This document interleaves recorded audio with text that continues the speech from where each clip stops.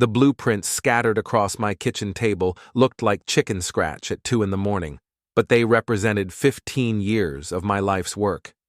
Leonard West, 49 years old, inventor of absolutely nothing the world seemed to want. Yet. Before we dive deeper into this story, I have one small request.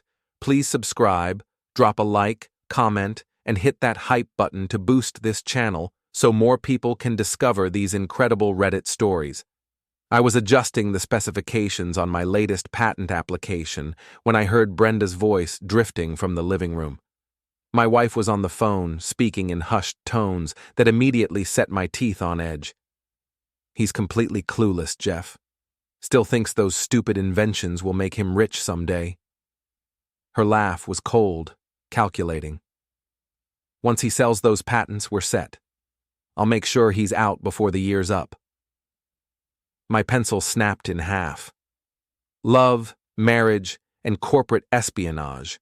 Just another Tuesday in the West household. I crept closer to the doorway, my bare feet silent on the hardwood floor. Brenda stood with her back to me, wearing a silk nightgown I'd never seen before. Expensive. Way beyond what her interior design business could afford. The charity gala is perfect timing, she continued. Everyone will see us together. By then, Leonard will be history, and we can finally be public about everything. Jeffrey Pierce, the real estate developer who'd been sniffing around Brenda's design firm for months. The same Jeffrey Pierce who drove a Mercedes that cost more than my annual income and owned half the lakefront property in our Rust Belt city. "I love you too," Brenda whispered into the phone. "Can't wait to be Mrs. Pierce." Mrs. Pierce.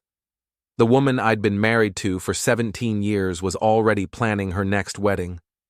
I backed away slowly, my mind racing.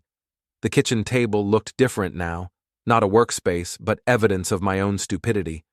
All those nights I'd spent hunched over designs while my wife was planning my replacement. The front door opened and closed. Brenda had left, probably heading to Jeffrey's penthouse downtown. She'd been doing that a lot lately, claiming late meetings with clients. Now I knew exactly which client she'd been servicing. My daughter Ellie wandered into the kitchen, earbuds dangling around her neck. At 16, she had her mother's sharp tongue, but thankfully, none of her cruelty. "Mom's gone again?" she asked, grabbing a soda from the fridge. "Business meeting," I said automatically. Ellie snorted. "Right. Dad, even I know Mom's cheating. The whole neighborhood knows. Gloria posted about it on Facebook last week." Gloria, our nosy neighbor, had better intelligence than the CIA. If she was posting about Brenda's affair, it was already common knowledge on our street. What did Gloria say exactly? Something about seeing Mom's car at that fancy apartment complex downtown.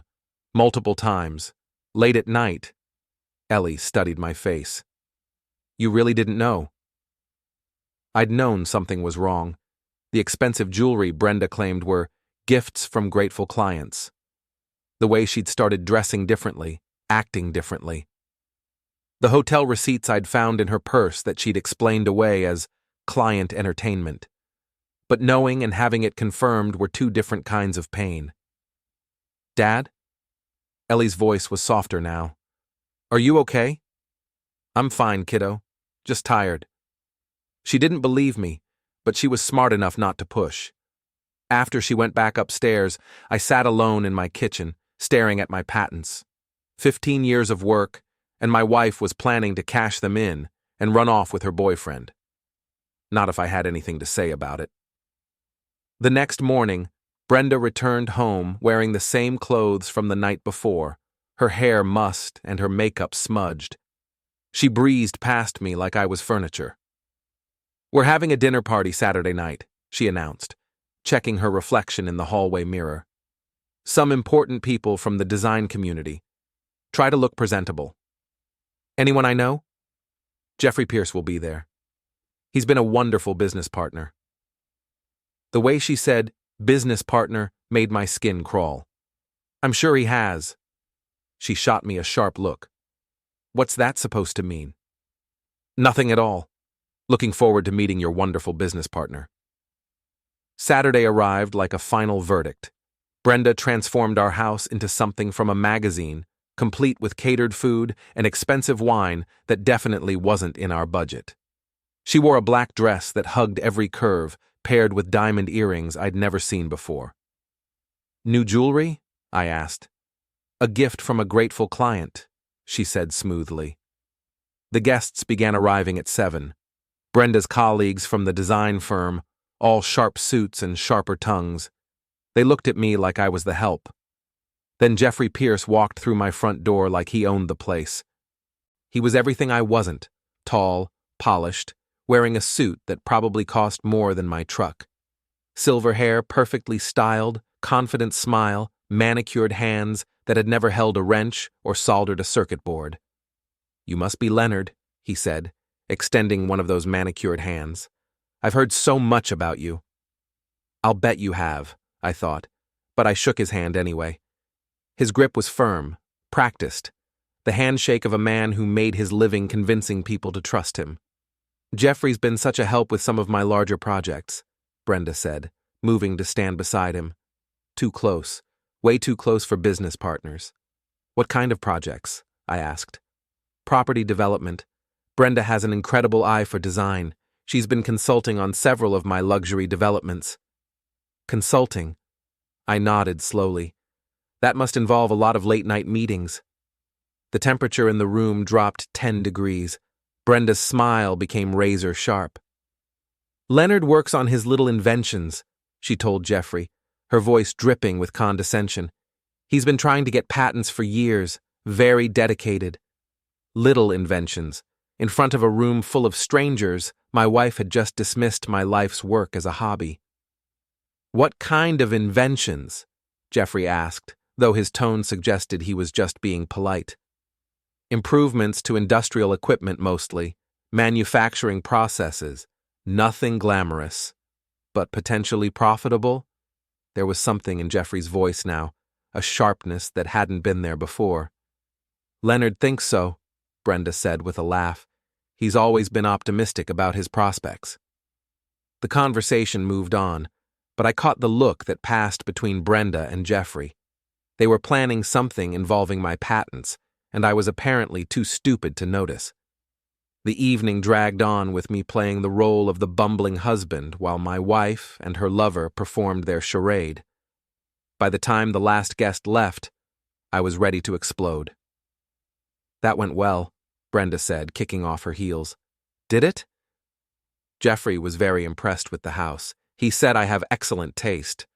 I'm sure he did. She was already heading upstairs, probably to text her boyfriend about how well they'd fooled everyone. I waited until I heard her bedroom door close, then grabbed my keys. Jeffrey's Mercedes was parked in my driveway like a monument to everything I wasn't.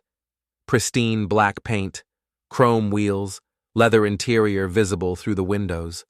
The car was worth more than I made in 2 years. I climbed into my pickup truck and started the engine. The Mercedes was parked at an angle, taking up more space than necessary. Typical. I put the truck in reverse, then, accidentally, let it drift a little too far to the right. The satisfying crunch of metal against metal was the best sound I'd heard all evening. I got out to inspect the damage, a nice long scratch down the driver's side door of the Mercedes, with a small dent for good measure. My truck's bumper had a tiny scrape that would buff right out. I grabbed a pen from my glove compartment and wrote a note on the back of a receipt. "Sorry about the parking mishap. These driveways are so narrow. Leonard." I left it under his windshield wiper and went inside. Brenda was already asleep, or pretending to be. I lay in bed staring at the ceiling, listening to her breathe. Tomorrow would bring consequences, but tonight I felt better than I had in months. The next morning, Jeffrey's roar of rage woke up half the neighborhood. "What the hell did you do to my car?" Jeffrey stood in my driveway at 7 in the morning, still wearing his clothes from the night before, pointing at his scratched Mercedes like I'd committed murder. "Parking mishap," I said, sipping my coffee on the front porch. "Sorry about that. Insurance should cover it." Insurance? His face was turning an interesting shade of purple. This is a $60,000 car. Then you probably shouldn't park it in such tight spaces. Brenda appeared beside me in her robe, took one look at the Mercedes, and started laughing. Not the reaction I'd expected. "Oh, Leonard," she said, shaking her head. "Maybe you should invent a way to park without wrecking things, genius." Jeffrey stared at her, clearly confused by her response. He'd probably expected her to be mortified, to apologize profusely, and offer to pay for damages. Instead, she was treating it like a joke. "This was deliberate," Jeffrey said, his voice tight with control. "Prove it," I replied. He couldn't, of course. Accidents happen, especially when you're dealing with narrow driveways and tired homeowners. I watched him struggle with the situation. He wanted to call me out, but that would mean admitting he'd spent the night at my house, which would raise questions about why. "We'll discuss this later," he said finally, shooting a meaningful look at Brenda. After he left, Brenda turned on me with fury I hadn't seen since our early marriage. "Are you insane? Do you have any idea how important Jeffrey is to my business? Your business partner seemed pretty comfortable here last night, almost like he belonged." "What's that supposed to mean?" "Nothing at all. Just an observation." She studied my face, trying to read my expression. I kept it carefully neutral. "Clean up this mess," she said finally, "and try not to embarrass me any further." She stormed back into the house, slamming the door behind her. I finished my coffee in peace, watching the neighbors peek through their curtains. Gloria was already on her phone, no doubt spreading the news of Jeffrey's midnight visit and his damaged car. By noon, the story had evolved into something much more interesting. According to Gloria's Facebook post, I'd caught my wife's boyfriend sneaking out of my house and deliberately rammed his car in a drunken rage. The comments were brutal. Always knew something was up with Brenda and that developer guy. Poor Leonard. Hope he takes her for everything in the divorce. $60,000 for a car? Must be nice. Brenda saw the post around lunchtime and completely lost her mind. "Do you see what you've done?" she screamed, shoving her phone in my face. "The whole neighborhood thinks I'm having an affair." "Are you?" The question hung in the air like smoke.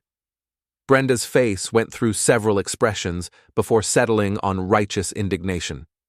"How dare you even ask me that?" "It's a simple question, Brenda. Are you having an affair with Jeffrey Pierce? You're paranoid and jealous and completely delusional." She didn't answer the question. That was answer enough. "I want you out," she said quietly. "Pack your things and get out of my house." "Your house? Last I checked, both our names are on the deed." Not for long. 2 days later, I was served with divorce papers. Brenda was claiming I was mentally unstable, financially irresponsible, and prone to destructive behavior. She wanted the house, half my patent portfolio, and alimony. The papers were delivered by a process server who looked embarrassed to be there. I signed for them while Ellie watched from the kitchen doorway. "Mom's really doing this?" she asked. "Looks like it. This is so stupid. You guys should just talk to each other like adults. If only it were that simple." But Brenda had moved past talking. She was in full attack mode now, and Jeffrey was funding her legal team. I needed help, but I couldn't afford the kind of lawyers Brenda had hired. My savings account had exactly $1,200, most of which would go to keeping my truck running and buying groceries. That evening I drove to Murphy's boxing gym on the south side of town. The place smelled like sweat and leather, filled with the rhythmic sound of gloves hitting heavy bags. I'd been coming here since high school, back when I thought I might make something of myself in the ring. Tim Murphy, the owner, was in his 70s now, but still built like a brick wall. He'd trained half the fighters in the city over the past 40 years, including me during my brief amateur career. "Heard about your troubles," he said, not looking up from wrapping a young fighter's hands. "News travels fast. Gloria's been telling everyone at the grocery store. Says your wife's been screwing around with that developer. Gloria needs a hobby." Tim finished with the fighter and turned his attention to me. You need to hit something? I did. For the next hour, I pounded a heavy bag until my knuckles were raw and my shirt was soaked with sweat. Tim watched without comment, occasionally offering technical advice. Feel better? He asked when I finally stopped. A little. Good. Now let's talk about your real problem. We sat in his office, a cramped space filled with boxing memorabilia and faded photographs. Tim poured 2 glasses of whiskey from a bottle he kept in his desk drawer. Brenda's got you outgunned, he said. Better lawyers, more money, and public sympathy. Thanks for the pep talk. I'm not finished. She's got advantages, but she also got weaknesses. You just gotta find them. Such as pride, arrogance, the fact that she thinks you're too stupid to fight back. He was right about that. Brenda had always underestimated me, treating me like the bumbling inventor who couldn't find his way out of a paper bag. It was an act I'd cultivated over the years, letting her think she was the smart one in the relationship. You want to win this thing? You gotta make them play your game, not theirs, Tim continued. Stop reacting and start acting. What do you mean? You're an inventor, Leonard. You solve problems for a living. Treat this like any other problem that needs solving. I left the gym with a clearer head and a plan forming in my mind. Brenda thought she held all the cards, but she'd made one crucial mistake. She'd underestimated her opponent.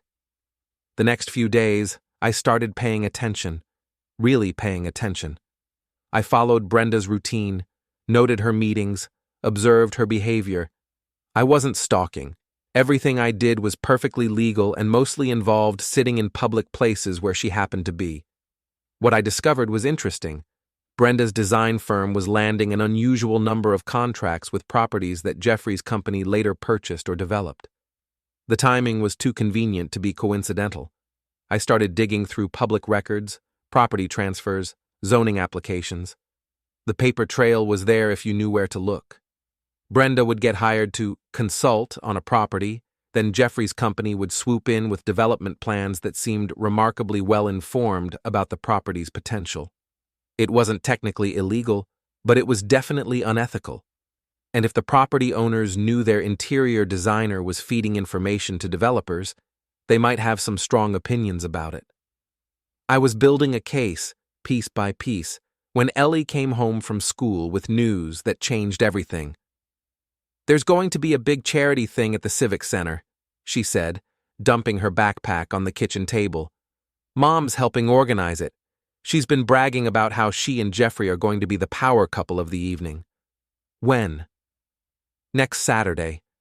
It's some fundraiser for the Children's Hospital. Tickets are like $500 each. $500 I didn't have, but that wasn't going to stop me. If Brenda and Jeffrey wanted to make their relationship public, I'd be there to witness it, and maybe contribute to the evening's entertainment.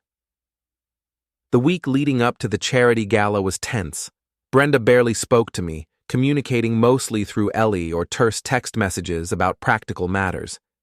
She'd moved into the guest bedroom and was treating me like an unwelcome roommate. Fine by me. It gave me more freedom to work on my research. By Friday night, I had a complete picture of Brenda and Jeffrey's operation. Property records, meeting schedules, financial transactions, all perfectly legal to obtain and all pointing to the same conclusion. My wife wasn't just cheating on me, she was cheating on her clients too. The charity gala was everything I'd expected, a gathering of the city's elite, all dressed in expensive clothes and fake smiles, competing to see who could appear most philanthropic while spending the least amount of their own money. I hadn't bought a ticket. Instead, I'd volunteered to help with setup, which got me inside the Civic Center and gave me a legitimate reason to be there. My job was moving tables and chairs, invisible labor performed by invisible people. Perfect. Brenda arrived at 7, looking stunning in a red dress that probably cost more than my monthly mortgage payment. Jeffrey was beside her, playing the role of successful businessman and devoted boyfriend. They worked the room like politicians, shaking hands and making small talk with anyone who mattered. I watched from the kitchen, loading dirty dishes and staying out of sight. The catering staff treated me like part of the furniture, which suited my purposes perfectly. "Isn't that Leonard West?" I turned to see Margaret Hoffman, one of Brenda's colleagues from the design firm. She was standing in the kitchen doorway with another woman I didn't recognize, both holding wine glasses and looking like they'd discovered something amusing. "Brenda's husband?" the other woman asked. "What's he doing here?" "Probably can't afford a ticket," Margaret said with a laugh. "I heard he's been reduced to working odd jobs since Brenda filed for divorce." "How embarrassing. No wonder she's upgrading to Jeffrey Pierce." They moved on, giggling like schoolgirls. I continued loading dishes, but my jaw was clenched tight enough to crack teeth. The evening's program began at 8 with speeches from various community leaders. Jeffrey was introduced as a visionary developer and generous philanthropist. Brenda sat at the head table, beaming with pride as her boyfriend basked in applause. I waited until the main course was served, then made my move. The Civic Center's audio system was controlled from a booth overlooking the main floor. The technician was a kid named Danny, who'd graduated from high school with Ellie. He recognized me immediately. "Mr. West, what are you doing here?" "Working the event," I said, showing him my volunteer badge. "Listen, I need a favor." I explained what I wanted. Danny looked nervous but agreed to help. 5 minutes later, I had access to the microphone system. The timing had to be perfect. I waited until Jeffrey stood up to give his keynote speech, then activated the microphone in the kitchen. "Ladies and gentlemen," my voice boomed through the Civic Center's sound system, "before Mr. Pierce tells us about his charitable works, I think you should know about his business practices." The room went silent. Jeffrey froze at the podium, his face turning pale. Brenda looked like she'd been struck by lightning. "My name is Leonard West," I continued, "and I have some interesting information about how Mr. Pierce selects his development properties." I could see security guards moving toward the kitchen, but I'd planned for that. I had maybe 60 seconds before they reached me. "It seems Mr. Pierce has been receiving insider information from local design firms about upcoming property sales. Information that gives him an unfair advantage over other developers." The crowd was murmuring now, heads turning toward Jeffrey, who was still standing at the podium looking like a deer in headlights. "For example, the property at 45 Elm Street. Pierce Development purchased it for $200,000 after receiving detailed interior assessments from Cooper Design. The same property sold 6 months later for $800,000. That got their attention. Real estate speculation was a sensitive topic in our city, where gentrification was pushing out longtime residents. The pattern repeats across multiple properties. Interior design consultations followed immediately by development purchases. It's all documented in public records if anyone cares to look. Security burst through the kitchen door just as I finished speaking. I held up my hands in surrender, but the damage was done. The entire room was buzzing with conversation, and Jeffrey looked like he wanted to disappear through the floor. "Sir, you need to come with us," the head security guard said. "Of course. Sorry for the interruption." As they escorted me out, I caught sight of Brenda's face. She was furious, embarrassed, and probably calculating how much damage I'd just done to her business relationships. Worth every second. The police were waiting outside, but they didn't arrest me. Technically, I hadn't broken any laws. I was a volunteer at the event, and everything I'd said was based on public records. Embarrassing, yes. Illegal, no. "We're going to need you to stay away from the venue," the officer said. "Understood." I drove home feeling better than I had in weeks. My phone started ringing before I reached my street, reporters who'd been at the gala wanting to know more about my allegations. I didn't answer, but I made note of the numbers. Later, I might have more to say. Brenda came home after midnight, slamming doors and throwing things around the house like a tornado. I stayed in my workshop, pretending to work on my latest patent application. Are you insane? She screamed when she finally found me. Do you have any idea what you've done? Exercise my right to free speech? You humiliated me in front of the entire city. I stated facts. If you find those facts humiliating, maybe you should examine your business practices. She was shaking with rage, her carefully applied makeup smeared from crying or shouting or both. Jeffrey could sue you for slander. Truth is an absolute defense against slander charges. He's welcome to try. You have no proof of anything. Public records say otherwise. Property transfers, meeting schedules, payment records. It's all there if you know where to look. For the first time since this whole mess started, Brenda looked genuinely worried. She'd been so focused on hiding her affair that she'd forgotten about the professional implications of her relationship with Jeffrey. Those records don't prove anything, she said, but her voice lacked conviction. Maybe not in court, but in the court of public opinion? People are already talking, Brenda. By tomorrow, everyone in the city will know about your cozy arrangement with Jeffrey Pierce. She started to say something, then stopped. We both knew I was right. In a city this size, reputation was everything. Once people started questioning your ethics, the damage was almost impossible to repair. You've ruined everything, she said quietly. I've exposed everything. There's a difference. She left the workshop without another word. I heard her car start a few minutes later, probably heading to Jeffrey's place for an emergency strategy session. My phone rang. Tim Murphy's name appeared on the screen. Saw the news, he said when I answered. Nice work. You heard about it already? Kid, half the city heard about it. Someone recorded your little speech and posted it online. It's going viral. I hadn't expected that. In the old days, a scene like tonight's would have been forgotten by morning. But in the age of social media, embarrassing moments lived forever.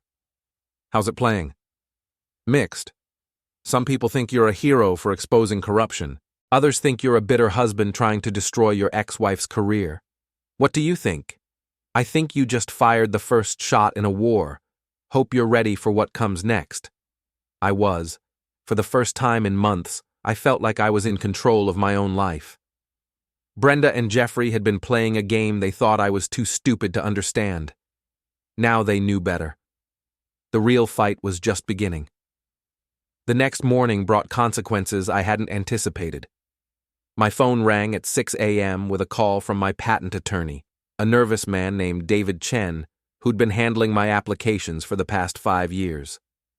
Leonard, we need to talk, he said without preamble. I just got a very interesting phone call from Jeffrey Pierce's legal team. I was instantly awake. What kind of phone call? They're claiming you've been harassing their client and making false accusations. They want me to drop you as a client. Can they do that? They can try, but that's not the interesting part. The interesting part is what they offered me to make it happen. David explained that Jeffrey's lawyers had contacted him with a proposal. They would guarantee David's firm a substantial retainer for future real estate work if he stopped representing me in my patent applications. They're trying to isolate you, David said. Cut off your legal support before the divorce proceedings get serious. What did you tell them? I told them to go to hell. But Leonard, this means they're scared. People don't try to buy off lawyers unless they have something to hide. After hanging up with David, I made coffee and tried to process this new information. Jeffrey wasn't just defending himself against my accusations. He was actively trying to sabotage my ability to fight back. That suggested I'd hit closer to the truth than I'd realized. Ellie wandered into the kitchen around 8, looking like she'd rather be anywhere else. Mom left early this morning, she said. Didn't say where she was going. Probably damage control. Dad, everyone at school is talking about what you did last night. It's all over social media. She showed me her phone. The video of my impromptu speech had been shared hundreds of times, with comments ranging from supportive to vicious. Some people were calling me a whistleblower. Others were calling me a pathetic loser who couldn't handle his wife's success. Are you okay with all this? I asked. Ellie considered the question seriously. I'm tired of pretending everything's normal when it's not. If Mom's been cheating and doing shady business stuff, maybe it's good that people know. It might get worse before it gets better. It's already pretty bad, Dad. At least now we're not pretending anymore. She had a point. The fake normalcy of the past few months had been exhausting. Whatever came next, at least it would be honest. I spent the morning researching Jeffrey's business dealings more thoroughly. What I found was troubling, but not surprising. His company had a pattern of acquiring properties just before major development announcements that would increase their value dramatically. Either Jeffrey Pierce was the luckiest developer in the city, or he had inside information about municipal planning decisions. Around noon, I got an unexpected visitor. Marla Stevens, Brenda's best friend and business partner, stood on my doorstep, looking uncomfortable. "Can we talk?" she asked. Marla had been part of Brenda's inner circle for years, one of those friends who always seemed to know everyone's business. I'd never particularly liked her. She had a way of asking personal questions while revealing nothing about herself, but Brenda valued her opinion. "What's on your mind, Marla?" "I think you should know that Brenda's planning to destroy you in the divorce." "That's not exactly news." "I mean, really destroy you. She's been documenting everything, your work habits, your income, your behavior. She's building a case that you're an unstable failure who's been living off her success for years." I poured coffee for both of us, studying Marla's face. She seemed genuinely concerned, but there was something else there. Nervousness, maybe. Or guilt. "Why are you telling me this?" "Because it's not fair. Brenda's been cheating for months, but she's going to make you look like the bad guy." "And you disapprove of that?" Marla looked away. "I disapprove of a lot of things that have been happening lately. There was definitely something she wasn't telling me. I decided to push a little." "Such as?" "The business with Jeffrey's properties. I tried to tell Brenda it was a bad idea, but she wouldn't listen. She said it was just good networking." "You knew about the insider information?" "I knew she was sharing more than she should. Client confidentiality exists for a reason." This was interesting. If Marla had been advising against Brenda's arrangement with Jeffrey, she might be willing to provide evidence of wrongdoing. "Would you be willing to testify about what you know?" "I can't do that. It would destroy my business relationship with Brenda." "Your business relationship might be destroyed anyway if this scandal gets bigger." Marla finished her coffee and stood to leave. "Just be careful, Leonard. Brenda's angrier than I've ever seen her. She blames you for ruining her relationship with Jeffrey." "Is it ruined?" "Let's just say Jeffrey's been less enthusiastic about public appearances since last night." After Marla left, I sat in my kitchen thinking about our conversation. Something felt off about her visit. Why would Brenda's best friend and business partner come to warn me about Brenda's plans? It didn't make sense unless Marla had her own reasons for wanting to distance herself from the scandal. I decided to do some research on Marla Stevens. What I found was illuminating. 5 years ago, Marla had been fired from a major design firm for embezzlement. The charges were dropped after she made restitution, but her reputation in the industry was damaged. Brenda had hired her despite the scandal, giving Marla a second chance when no one else would. That created an interesting dynamic. Marla owed her career to Brenda, but she also had a history of financial impropriety. If Brenda's business was involved in questionable practices, Marla would be vulnerable to prosecution as an accessory. My phone rang, interrupting my research. The caller ID showed a number I didn't recognize. "Mr. West, this is Sarah Martinez from Channel 7 News. I was wondering if you'd be available for an interview about your allegations against Jeffrey Pierce." "What kind of interview?" "We're doing a story about development practices in the city. Your speech last night raised some interesting questions that we'd like to explore." I thought about it. Going public with my accusations would escalate the situation dramatically, but it might also put pressure on Jeffrey and Brenda to settle the divorce quickly and quietly. When were you thinking? This afternoon, if possible. The story's scheduled to run tonight. I agreed to meet Sarah at a coffee shop downtown. If Jeffrey wanted to play hardball, I'd show him what hardball looked like. The interview went well. Sarah Martinez was a sharp reporter who'd clearly done her homework on Jeffrey's business dealings. She asked pointed questions about the timeline of property acquisitions and the role of design consultations in the process. I stuck to facts and public records, avoiding speculation or personal attacks. The goal was to raise legitimate questions about business practices, not to seem like a bitter ex-husband seeking revenge. "Do you have any evidence of wrongdoing?" Sarah asked. "I have evidence of patterns that raise questions. Whether those patterns constitute wrongdoing is for others to determine. What do you hope to accomplish with these allegations?" Transparency. If public officials and business leaders are making decisions that affect property values and development, the public has a right to know how those decisions are made. It was a good soundbite, principled without being preachy. Sarah seemed satisfied with my responses. The story aired at 6 o'clock. I watched from Tim's boxing gym, surrounded by fighters and trainers who offered running commentary on my television debut. "You clean up nice," Tim said. "Almost look respectable." The story was fair but damaging. Sarah had found additional examples of Jeffrey's convenient property acquisitions, and she'd interviewed city planning officials who confirmed that development decisions were sometimes influenced by private consultations. My phone started ringing before the story ended. Reporters, friends, neighbors, everyone wanted to talk about Leonard West, the inventor who'd taken on the city's real estate establishment. But the call that mattered most came at 8 o'clock. "You snake!" Jeffrey Pierce's voice was tight with rage. "You have no idea what you've just done. I've told the truth. If that's a problem for you, maybe you should examine your business practices. This isn't over. I'll destroy you in court. Looking forward to it." He hung up, but his threat didn't worry me. If anything, I was encouraged. Innocent people don't make threats. They make denials.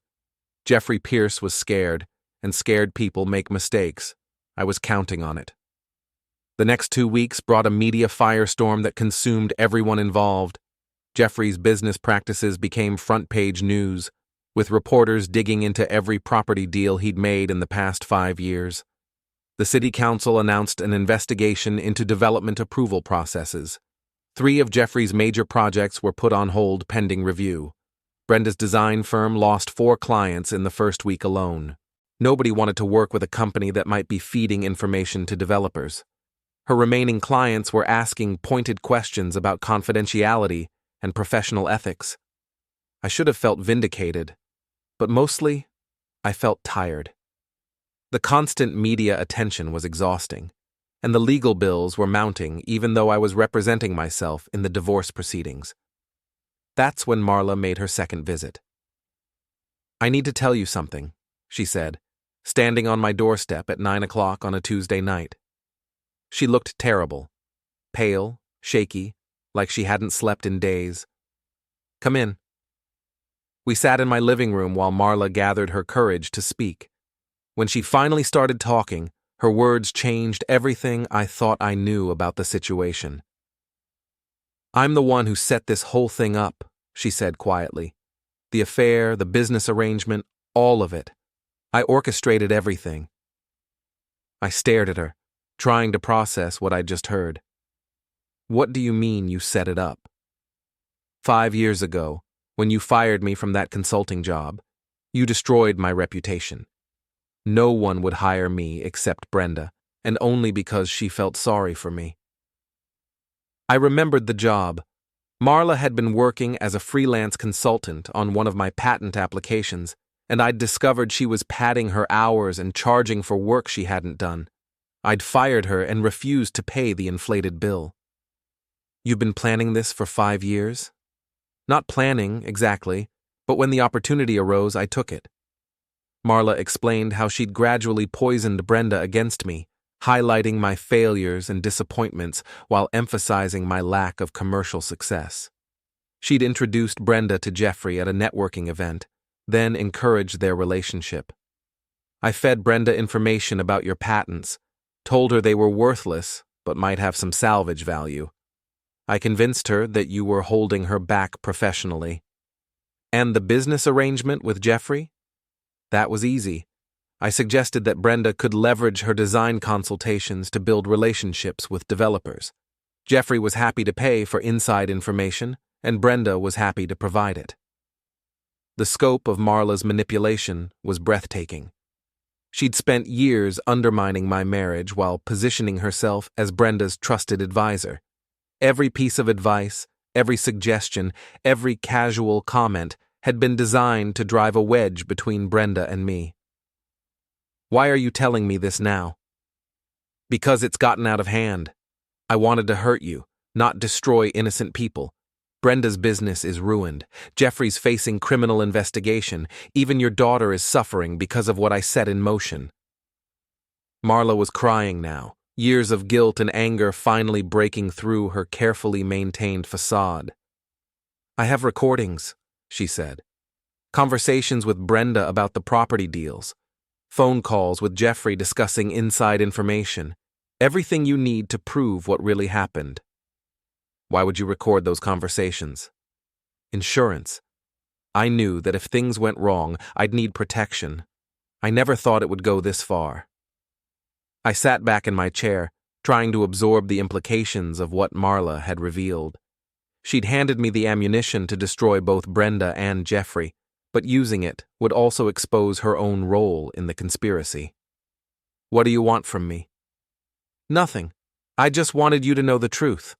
What you do with it is up to you. After Marla left, I sat alone in my living room holding a flash drive containing 5 years' worth of recorded conversations. The evidence would clear my name completely and probably send both Brenda and Jeffrey to prison for fraud and conspiracy. But it would also destroy Ellie's mother and leave my daughter dealing with the aftermath of her parents' very public scandal. I thought about what Tim had said weeks ago. You want to win this thing? You got to make them play your game, not theirs. Maybe it was time to end the game entirely. The next morning, I called Brenda and asked her to meet me at the coffee shop where I'd given my interview to Sarah Martinez. She agreed, probably hoping to negotiate some kind of settlement before the divorce proceedings got uglier. She looked terrible when she arrived. The stress of the past few weeks had taken its toll. Dark circles under her eyes, her usually perfect hair pulled back in a messy ponytail, clothes that looked like she'd slept in them. You wanted to talk? She said, sliding into the booth across from me. I want to make a deal. What kind of deal? I pulled out the flash drive and placed it on the table between us. Brenda stared at it like it was a snake. Marla came to see me last night. She told me everything. Brenda's face went white. Everything? How she manipulated you into the affair. How she set up the business arrangement with Jeffrey. How she's been recording your conversations for years. She recorded us? I nodded. Everything you need for a conspiracy conviction. Wire fraud, racketeering, maybe even RICO charges if the prosecutor gets creative. Brenda reached for the flash drive, but I pulled it back. Not so fast. Like I said, I want to make a deal. What do you want? A quiet divorce. 50-50 split of marital assets, joint custody of Ellie, no alimony either direction, clean and simple. And in exchange, this disappears. I never saw Marla, never heard her confession, never got the recordings. You and Jeffrey deal with whatever legal problems you've created for yourselves, but not with evidence I provided. Brenda studied my face, trying to determine if I was serious. Why would you do that?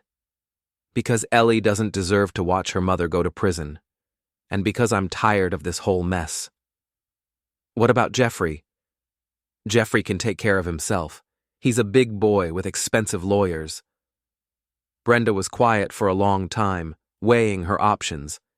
She knew the recordings would destroy her completely, but she also knew I was offering her a way out. Okay, she said finally. Deal. We shook hands across the table like business partners closing a transaction. In a way, That's exactly what we were. The divorce was finalized 6 weeks later with minimal drama. Brenda got the house, I got my patents and workshop equipment, and we split everything else down the middle. Ellie chose to live with me during the week and spend weekends with her mother. Jeffrey's legal troubles continued without my involvement. The city investigation found evidence of improper influence on development decisions, and several of his projects were permanently blocked. His business reputation was destroyed, and he eventually left town to start over somewhere else. Marla disappeared entirely. She closed her design business and moved away without telling anyone where she was going. I never saw her again, and I never used the recordings she'd given me. 6 months after the divorce was final, I received a call from a manufacturing company in Detroit. They wanted to license 3 of my patents for use in their automotive assembly line. The deal was worth more money than I'd made in the previous 10 years combined. I used part of the windfall to buy a small house near Ellie's school and set up a proper workshop in the garage. The rest went into a college fund for Ellie and investments for my retirement. Brenda rebuilt her design business slowly, focusing on residential clients and staying away from commercial development. We maintained a civil relationship for Ellie's sake, though we rarely spoke beyond coordinating schedules and school events. One evening, while I was working on a new patent application in my workshop, Ellie came in and sat on my workbench. "Dad, can I ask you something?" "Sure." "Do you ever regret not using those recordings Marla gave you?" I looked up from my blueprints, surprised by the question. "Why do you ask?" "Because Mom got away with what she did. She's not in prison, she still has her business, and she acts like nothing happened." "Do you think she should be in prison?" Ellie considered this seriously. "Maybe, but I'm glad she's not." "Why?" "Because she's still my mom, and because you're happier now than you were when you were married to her." She was right about that. The past year had been difficult, but I'd emerged from it stronger and more confident than I'd been in decades. My patents were finally paying off, my relationship with Ellie was better than ever, and I was free from the toxic dynamics that had poisoned my marriage. "Sometimes winning means knowing when to stop fighting," I told her. "Is that what you did?" "That's exactly what I did." Ellie nodded and hopped off the workbench. "Good choice, Dad." After she left, I returned to my work, designing solutions to problems that actually mattered. Outside, the city hummed with activity, people building lives, making mistakes, and finding ways to move forward despite everything. I was one of them now, finally free from the past and ready for whatever came next.